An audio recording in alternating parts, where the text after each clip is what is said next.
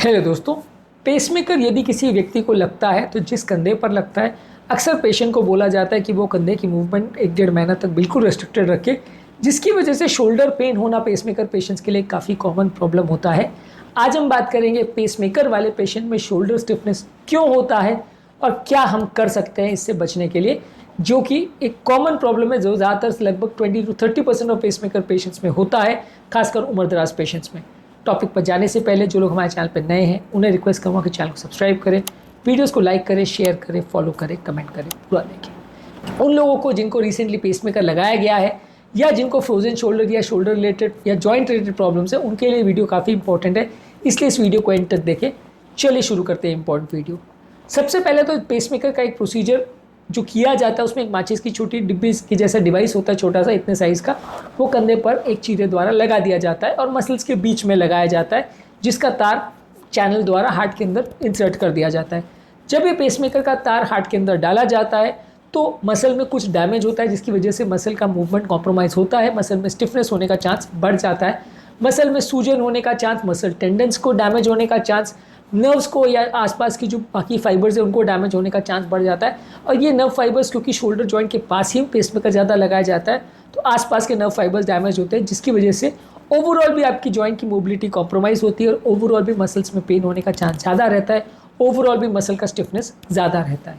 इसके अलावा आप पेशेंट को हिदायत देते हैं कि क्योंकि पेसमेकर के तार खींचने की वजह से निकलने का चांस रहता है, आप पेशेंट को हिदायत देते हैं कि लगभग 1-1.5 महीना तक वो हाथ की मूवमेंट रेस्ट्रिक्टेड रखे। जो ऑर्थोपेडिक स्लिंग होती है वो पेशेंट को हम लगा देते हैं ताकि वो हाथ की कम से कम मूवमेंट करे और इससे उसका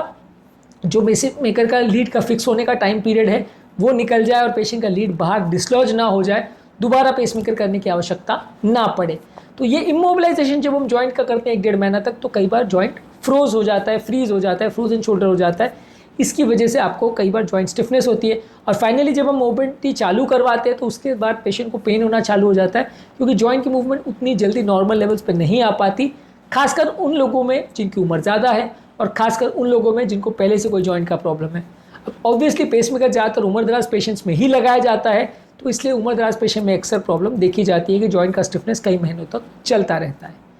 इसके अलावा कई बार सर्जरी के दौरान जो हाथ को पोजीशन भी करते हैं और हाथ को ऐसे उठा के कई बार स्लिंग वगैरह पे लगा देते हैं, वो भी कई बार जो है एक और कारण बनता है, जिसकी वजह से लोगों को पेसमेकर लगाने के बाद शोल्डर पेन्स होता रहता है और ये पोजीशन में लंबे समय तक हाथ को रखने से जॉइंट में स्टिफनेस भी ज़्यादा होती है। इसके अलावा जब आप पेसमेकर लगाते हैं तो लैक ऑफ मूवमेंट करने की वजह से या 1-1.5 महीने तक जॉइंट को फिक्स करने की वजह से वो एरिया की जो मसल्स है वो धीरे धीरे करके वीक होते जाती है, अकड़ते जाती है, स्टिफ होते जाती है, जिसकी वजह से आसपास के एरिया में सूजन होने का चांस और पेन होने का चांस ज़्यादा बढ़ जाता है। तो जॉइंट पेन का एक और कारण होता है वो एरिया की मसल्स का वीक हो जाना। इसके अलावा एक और कारण इसका ये भी होता है कि टेम्प्रेरी स्टिफनेस की वजह से वो एरिया की जो मसल्स है वहाँ पे सूजन आ जाती है, इन्फ्लेमेशन हो जाता है और एक हीलिंग रिस्पॉन्स एक्टिवेट होता है। ऑब्वियसली जो घाव है जहाँ पे पेसमेकर आपने लगाया वहाँ तो हीलिंग होगी ही, लेकिन साथ में आसपास की मसल्स में भी थोड़ा हीलिंग रिस्पॉन्स हो जाता है, आसपास की नर्व्स में भी थोड़ा हीलिंग रिस्पॉन्स हो जाता है, जिसकी वजह से वहाँ एरिया में थोड़ा सूजन या हीलिंग एक्टिवेट होती है। वहाँ पे हीलिंग से रिलेटेड सेल्स आते हैं, वो इस एरिया में थोड़े मसल्स को और ख़राब करते हैं, डैमेज करते हैं, स्टिफ करते हैं, जिसकी वजह से ज़्यादातर लोगों को जॉइंट स्टिफनेस का प्रॉब्लम होता है।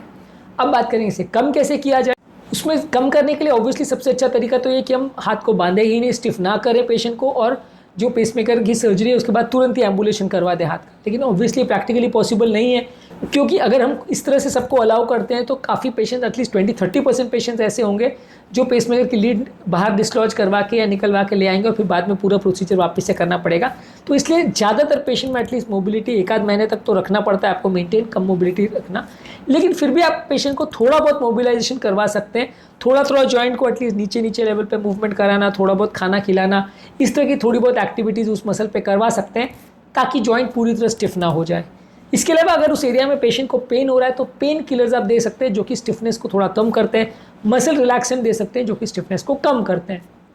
नेक्स्ट इंपॉर्टेंट चीज़ है पेशेंट की आप फिजियोथेरेपी या कसरत कराते हो जॉइंट की। जब आप रेगुलर फिजियोथेरेपी कराते हैं तो उससे जॉइंट की स्टिफनेस होने का चांस कम हो जाता है, और जैसे ही पेशेंट का वो निकल जाए या पीरियड 2-3 महीने का निकल जाए और लीड अपनी जगह पर फिक्स हो जाए तो फिर आप थोड़ा ज़्यादा अग्रेसिव फिजियोथेरेपी भी करा सकते हैं, क्योंकि इसके बाद मेहनत करने के बाद या कुछ एक्टिविटी करने के बाद भी लीड डिसलॉज नहीं होगी, बाहर नहीं निकलेगी, तो पेशेंट को एक्टिविटी करने से भी इतनी ज़्यादा प्रॉब्लम नहीं आएगी। तो ज़्यादातर पेशेंट्स को एनकरेज किया जाता है कि फिजियोथेरेपी कुछ दिनों के बाद वो चालू करें, जिससे उनको फ़ायदा मिलेगा।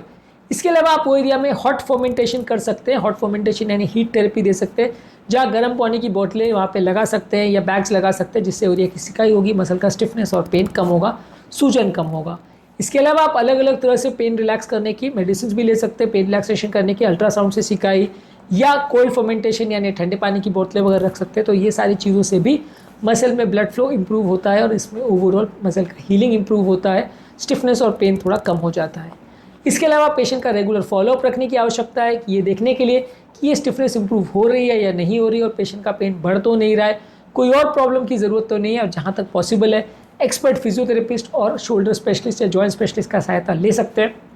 इससे आपको ज़्यादा सहायता मिलेगी और इससे आपका मसल मूवमेंट कंपैरेटिवली जल्दी रिस्टोर हो पाएगा और आपका जॉइंट मोबिलिटी जल्दी बेटर हो पाएगी और आपको कंपैरेटिवली पेन और स्टिफनेस उतना ज़्यादा नहीं होगा।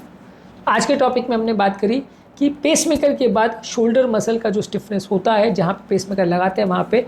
उसका क्या रिलेशन है, ये क्यों होता है, कब होता है, क्या इसके कारण है और क्या इससे बचने के लिए हम कर सकते हैं। काफ़ी कॉमन प्रॉब्लम है पर इसके बारे में काफ़ी कम जानकारी होती है, काफ़ी कम डिस्कशन होती है, इसलिए आज इसके बारे में हमने डिस्कशन किया। उम्मीद करूँगा कि आज के टॉपिक में कुछ नई बातें जानने को मिली होगी। जो लोग हमारे चैनल पर नए हैं उन्हें रिक्वेस्ट करूँगा कि चैनल को सब्सक्राइब करें, वीडियोज़ को लाइक करें, शेयर करें, फॉलो करें, कमेंट करें पूरा दिन।